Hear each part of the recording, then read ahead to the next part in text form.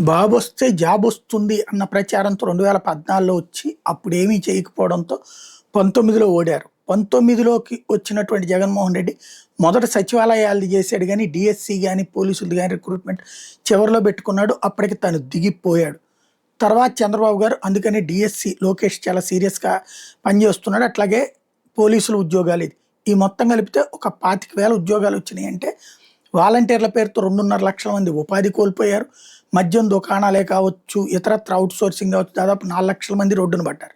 ఇప్పుడు లేటెస్ట్‌గా AP model స్కూళ్లలో పీడీలు, టీచర్లు, కంప్యూటర్లకి సంబంధించినటువంటి ఆపరేటర్ల పోస్టులు రద్దు చేశారంటూ సాక్షి రాసుకొచ్చింది. ఏపీ మోడల్ స్కూల్లో కాంట్రాక్ట్ ప్రాతిపదిక పైన పనిచేస్తున్న ఫిజికల్ డైరెక్టర్లు, కంప్యూటర్ టీచర్ల సేవలను రద్దు చేస్తూ పాఠశాల విద్యాశాఖ డైరెక్టర్ విజయరామరాజు మంగళవారం ఆదేశాలు జారీ చేశారు. 25-26 విద్యా సంవత్సరంలో పనిచేస్తున్న వారి సేవలను మే 1 నుంచి రద్దు చేస్తున్నట్టు ప్రకటించారు. మేరకు జిల్లా విద్యాశాఖ అధికారులు చర్యలు చేపట్టాలని సూచించారు. అంటే ఉద్యోగాలు పీకేస్తున్నారు.